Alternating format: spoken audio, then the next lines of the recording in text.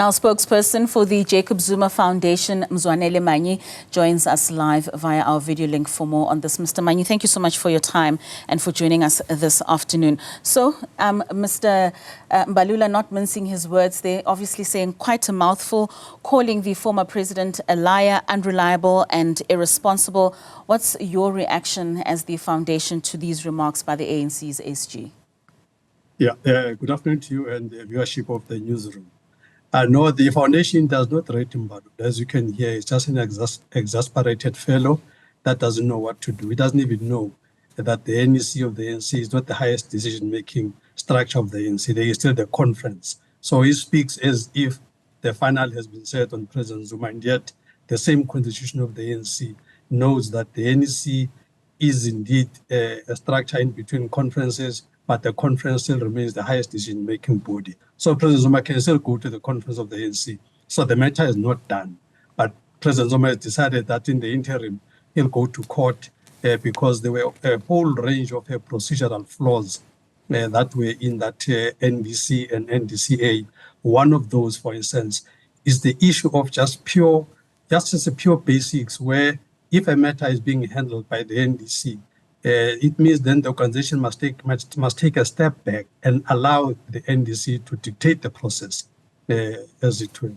All kinds of agreements were had that the process is going to unfold in a public environment, physical setting, and what have you.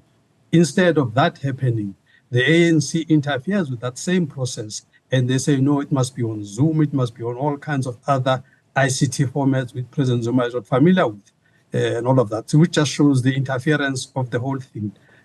So at that level, it was already spoiled, this process. So to reach decisions where President Zuma, even as we speak today, hasn't had his right of reply to all these spurious allegations that they make against him. So the process is not credible. So any court must get to a decision to review this purely on procedure, even before we discuss the merits. But even if you were to go to the merits and look at the inconsistencies of this decision, there is nothing that His Excellency President Zuma has said to date that Sonny Mapaila has not said, but nothing is happening to Mapaila.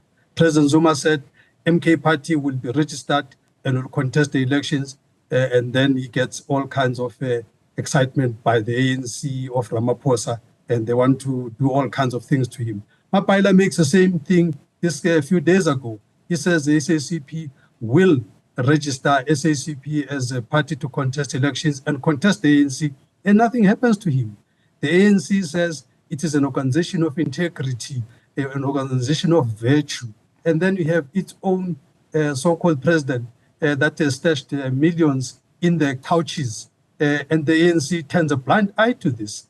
You know, we have an ANC of Ramaphosa today that has got the temerity to go into bed with the former oppressors, as it were. Oliver Tambo would not have done this. Nelson Mandela would not have done this. Chief Albert Luchulu would not have done this. But because this is the shadow of the ANC, this is the fake ANC, you have this ANC that can go and do a deal with a Freedom Front Plus, can you believe it? With the DA, can you believe it? So this is a kind of a shadow of the ANC that we have.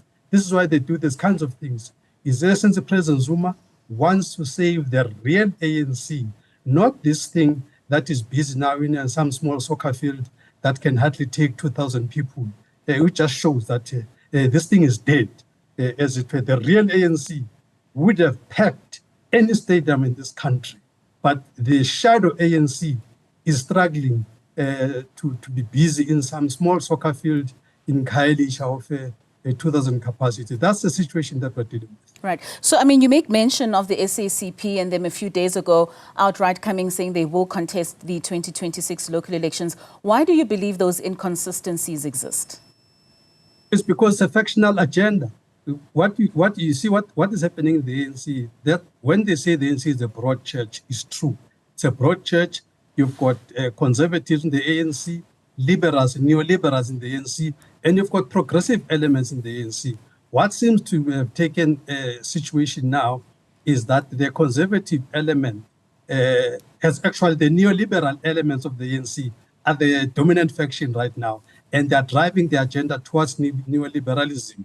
They are driving the agenda towards imperialism. That is what is happening.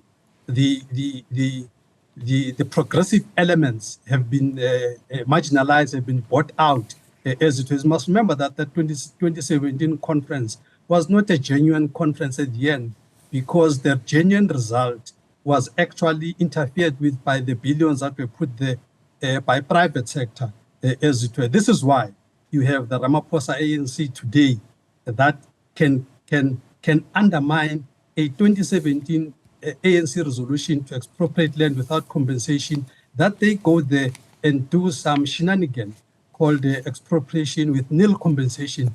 That's the kind of ANC that we have today, which is a shadow of its former self.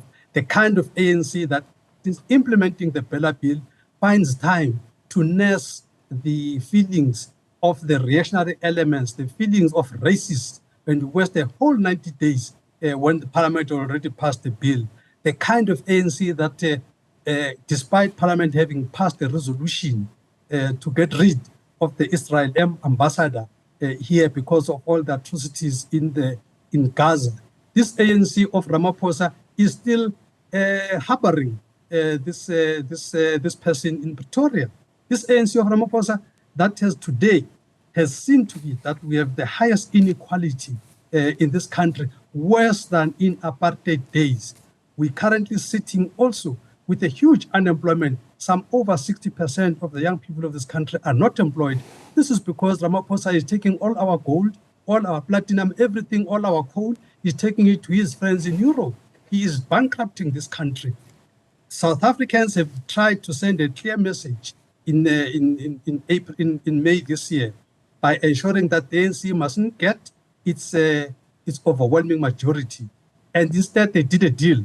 Instead of doing a deal with the progressive elements, they're going to do a deal with the former oppressors. What kind of ANC is this? It clearly shows that what we have is a lost ANC, and this is why they do these funny things. This is what President Zuma is trying to salvage. So, Mr. Manyi, the ANC SG has also questioned the timing of this legal bid. Was it intentional to release it on the 113th birthday of the liberation movement? Most definitely. This is not a coincidence. It's deliberate. This is the birthday of the real ANC. President Zuma wants to show the world that on this birthday, the ANC principles are being put under the table here. He wants to show that he is the only one that is still housing the vision and the mission of the ANC. He has had to form a party called MK Party, an umbrella body where all the aspirations of the people of this country are now being housed. And this is out of desperation, because when he tried to raise all the issues within the structures of the ANC, he was frustrated, he was malaligned, he was not given the right to speak and all of that. Now he has had to form this umbrella. Now MK Party has become the new hope for this country, and all those people in the ANC that are struggling to make sense of what is happening are now finding space within the MK Party. I mean, if you look at stalwarts like Willis Mchunu, Comrade Willis Mchunu is a very serious member of the ANC, but because even he came to a conclusion that this is not what we struggled for, he has moved to MK Party, and therefore MK Party is the new hope for this country. So, Mr. Manyi, we have run out of time, but I just quickly want to ask you this. I mean, you made mention that the conference is the highest making decision body within the structure. Do you believe that the former president will have his membership reinstated at some point? Well, it depends what happens in that conference, but anything is possible. But the only thing that President Zuma can do is to make his case. So President Zuma has got all these options open to him for this legal process that he can do. At some point, he might even decide to go to the conference. If there is justice, if there is principle, then indeed everything must come right so that we have a true ANC that will do what MK Party is doing now. MK Party has now begun a process to ensure that the power of the people of this country is returned. MK Party is now doing a sovereign parliament. With sovereign parliaments, you will not have a situation where when a bill is passed, then you have some reactionary elements on the side that want to frustrate that. So President Zuma, through the MK Party, is actually charting a genuine path forward. And I think if people of South Africa want what is good for this country, indeed, they must just go to the MK party. That's where the future is. And when his membership is reinstated, what then happens to the MK party? The same thing that you have Solima Paila, that is still SACP on the one side, and ANC on the other. They don't see a problem. MK party is not about to stop, trust me. MK party will continue to be the umbrella, as it will salvage what we salvage within the ANC and take it within the MK party house. The MK party is the new umbrella in town. The MK party is the new house of all.